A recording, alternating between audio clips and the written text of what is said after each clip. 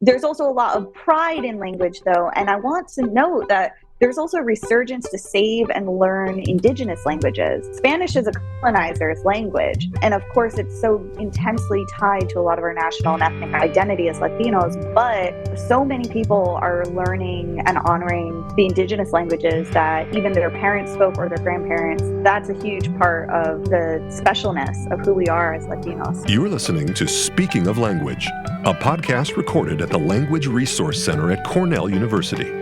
Each week, we explore a topic related to language pedagogy and second language acquisition. This week, on Speaking of Language, Julia de Aragón gives us the scoop on the Latino Civic Association of Tompkins County and the programs and resources they offer our local community. Welcome to a new episode of Speaking of Language. I'm Angelika Kramer, the director of the Language Resource Center at Cornell University. And I'm Sam Lupowitz, the LRC's media manager. Today, we speak with Julia de Aragón, a member of the board of the Latino Civic Association of Tompkins County, where Cornell University sits. We will learn all about this local volunteer organization, its history, and its offerings to the community. Welcome to Speaking of Language, Julia. Thank you so much. I'm so pleased to be here. Thanks for having me. So we like to start out our podcast by asking our guests about their background and path with language learning and its associated cultures. What's that story look like for you?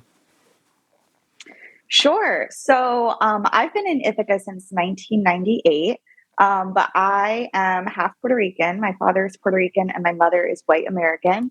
And I identify as Latino and as Puerto Rican very specifically, as many of my Boricuas out there will know the importance of. In terms of language, I was really excited to join you guys because this is such a complex discussion within the Latino community, which is very diverse in nationality and in ethnicity, race, culture.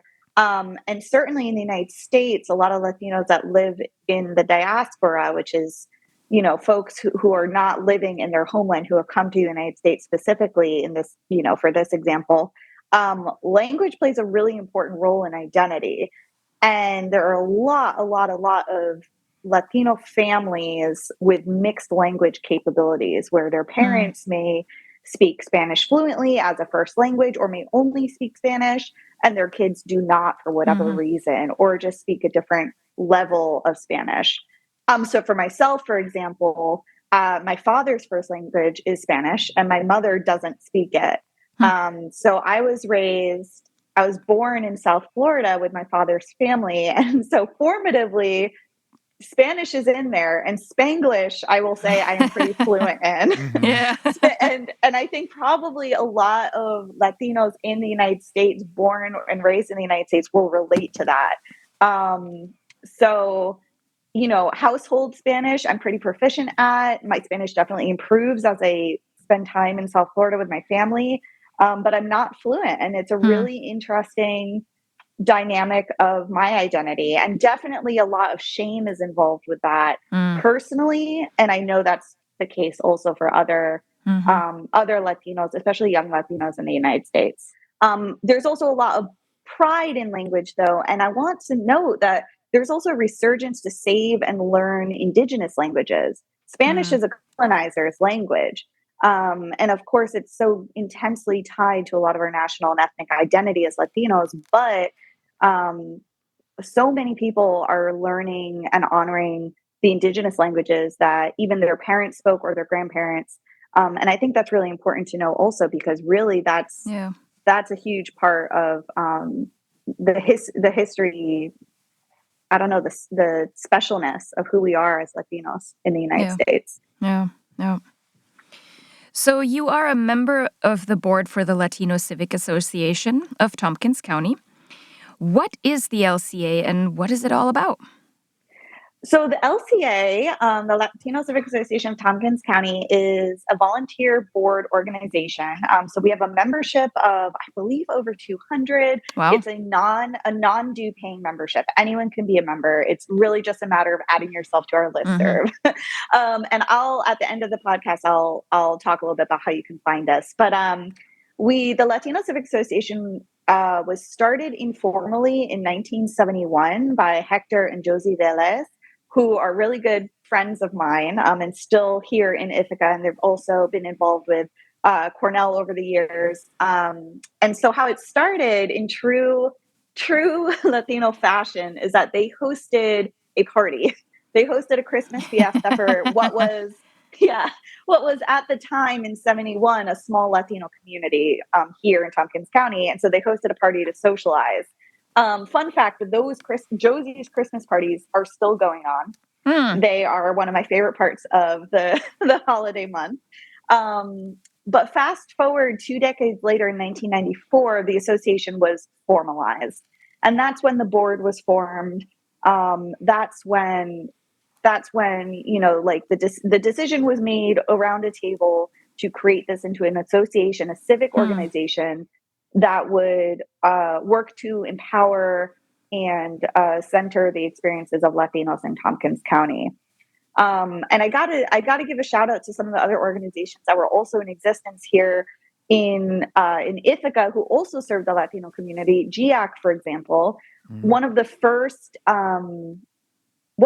organized activities that the LCA ever participated in that really helped propel the discussion to formalize the association was host childcare at GIAC for Latinos and for Spanish-speaking families. That was really important at the time. There were not a lot of resources for childcare. And so that need that arose and the action that addressed it really was in partnership with GIAC and also propelled the conversation for the need for the LCA to be formalized. Yeah, nice. So how did you first come to be involved with the LCA, and what responsibilities do you have? Yeah, so I was raised within the organization. So when we moved here in 1998, I was 3 years old. And my father, as soon as we moved here, my parents knew that they were moving me away from South Florida, which obviously my family's in Miami. That's a large demographic of Latinos and Puerto Ricans. So when they moved here, they were really cognizant of the fact that they were moving me away from that experience and that connection to my culture. And my father also wanted to fill his own cup, but when he moved here, so immediately he found the Latino Civic Association. He put out, he kept his ear to the ground. He found them right away, and since then we've been involved. He was president of the association for a number of years when I was growing up, and he's currently the treasurer as well. But some of my earliest memories in Ithaca are actually attending our annual holiday party. The LCA's annual holiday party. So I've been immersed in it my whole life, essentially. And now that I've returned to Ithaca as an adult after grad school, I was asked to sit on the board. Although I will say, after growing up within the organization and also within the community as a whole, it felt like a very natural progression. And certainly, if I ever step down from the board, my responsibilities will remain the same. And you asked about responsibilities; those vary. We have a very multi-generational board, and so I think that also plays into our skills and the progression in which we see the organization continuing. So I help on a lot of the promotional end of things, a lot of the social media end of things. And I like to think I keep it fresh and funky. There you go. An important skill. Yes, absolutely, right? We need that in any organization. So, Julia, can you tell us a little bit more about some of the specific programs and services that are offered by LCA? Yeah, absolutely. So, in preparation for this discussion, I was thinking back the last few years, and so some of the examples are our main service. I will say our main cornerstone program is our scholarship program. It's a Cecilia Montaner Vargas Scholarship Award. Cecilia was a member of our community who passed away several years ago, and she was a tremendous advocate of community service and youth engagement.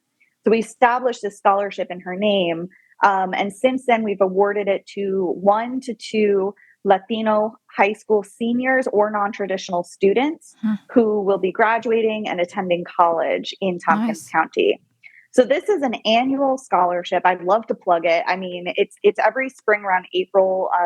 The application opens, and we are, committed to continuing that for a really long time. We've had a lot of really great support financially. So that's been a cornerstone program of ours. But other than that, one of the other annual program that we organize and sponsor, et cetera, is the Hispanic Heritage Month Film Festival, which is also in conjunction with Cultura. And so every year you might have seen, we do a lot of promotion around it. It's an incredible film festival that's really run by an IC professor named Enrique. And it's an international Spanish, Portuguese, English language film festival that is hosted as well at Cinemapolis as well as Cornell. So those are our two main annual programs that we run. And in between those, over COVID, we did a bilingual town hall during one of the elections. We have produced and disseminated vaccine resources and been an advocate on behalf of Spanish language speakers to the county to get those going. There are members of the board. I had mentioned that our board is diverse in age. It's also diverse in nationality and in professional background. So our current president of the board, Patricia, is from Mexico, and she has a background in farm worker rights. So another area that the LCA works in is farm worker rights with her in lead of that.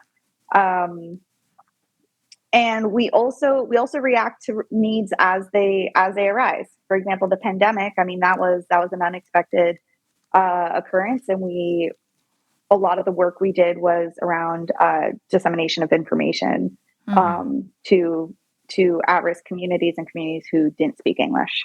Yeah, nice. That's all very important work. It's great. We also have fun. It sounds fun. Film festival sounds fun. Yeah. No, it's all good, and it's all everything we do is also. I want to make clear it's open to the entire Ithaca and Tompkins County community. We have our annual holiday party is coming up at Hotel Ithaca in December 17th. A ticket link will be shared around. Please attend. It's a good time. Great. Fantastic. Awesome. We'll be there. So you mentioned GIAC, the Greater Ithaca Activity Center, and Cornell Cinema, and a few other organizations already as collaborators. Are there any other organizations you partner with in the area that you'd like to discuss or at least mention? Yeah, I kind of skipped ahead, didn't I? Well, I was always going to mention GIAC. Yeah, no, GIAC, Cornell Cinemas, Cinemapolis.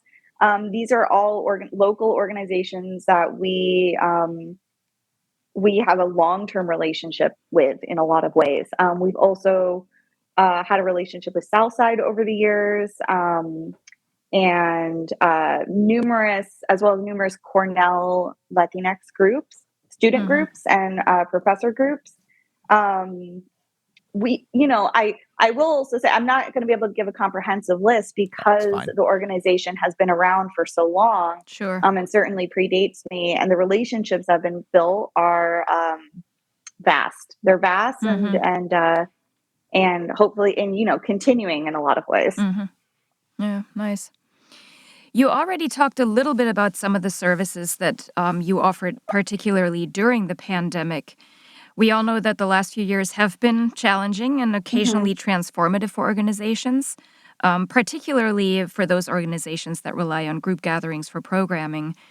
So what kind of changes or innovations have you seen within the LCA? Yeah, like many other organizations, like you mentioned, we've had to pivot the way we met and the way we enacted programming. So, for example, our board meetings are actually still on Zoom. Partially for COVID safety, but also because I think we've acknowledged that Zoom can be a really inclusive tool for folks who don't live in the geographic same area as us, who have physical differences and wouldn't be able to attend a meeting elsewhere. So, I mean, I think it's become a tool of inclusivity that's important to a lot of folks. And we're happy to continue using it.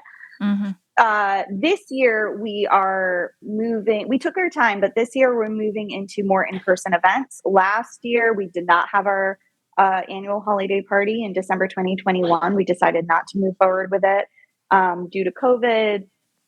We've had distanced any outdoor summer activities we did in summer 2021 were smaller attendance and physically distanced. This year we're moving into a more based on one's personal comfort. At the same time, though, like I said, we're continuing with Zoom. We're kind of working in this new reality that I think a lot of organizations are, where we'd like to keep the tools of equity that we may have discovered during COVID, and integrate them into our new normal. Yeah. I hate that new normal, but I use it. Right. Yeah. Well, some people refer to it as the new normal or the next normal.